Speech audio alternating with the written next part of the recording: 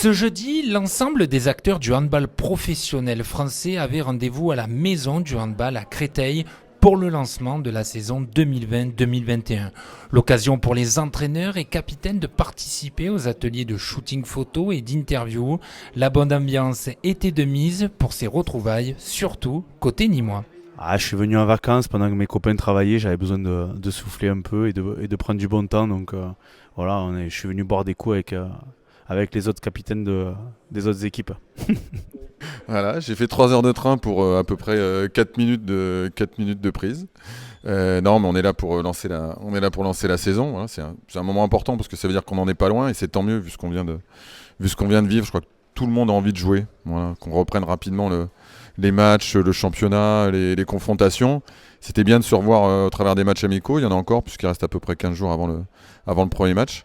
Mais c'est surtout le moment de recroiser les collègues, recroiser les copains et puis marquer le début d'une saison qu'on espère complète. Alors que du côté des présidents, l'ambiance était plus studieuse avec une assemblée générale le matin et une conférence de presse l'après-midi animée par David Tebib, nommé depuis peu président de la Ligue nationale de handball. De l'émotion, tellement ému de partager cela, de vivre cela. Et en même temps, c'était la continuité, j'allais dire, des travaux réalisés durant tout l'été, durant plusieurs mois et même plusieurs années. J'ai été gentiment accueilli à la LNH il y a presque 8 ans maintenant, par des présidents de clubs. Je suis à leur service avec l'envie, s'ils en ont besoin, d'être à leur côté, dans leur club, auprès de leurs partenaires privés et institutionnels. Mon job, c'est celui-là et c'est le job au sens plus large de la Ligue nationale de handball. Faire front ensemble dans une situation particulière avec un virus qui touche aussi les équipes de hand à 15 jours du début de la Lidl Star League. Tout le monde a envie de jouer, tout le monde est content de se retrouver. Il y a beaucoup de positifs, j'ai l'impression, quand on discute avec tout le monde.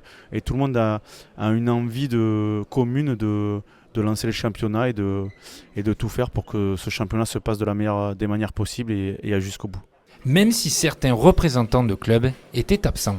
Et puis, comme il y a certains entraîneurs qui sont pas là, j'ai remplacé un entraîneur pas là sur le stand Lidl, parce que tout le monde s'est pas déplacé. C'est un peu décevant. Peut-être qu'il y en a qui ont eu des contraintes, d'autres qui sont pas là par choix.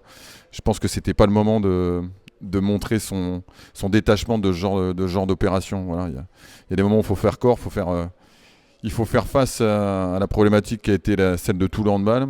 On peut avoir des différends, mais il y a des moments où ils s'exposent et des moments où on les laisse dans sa poche.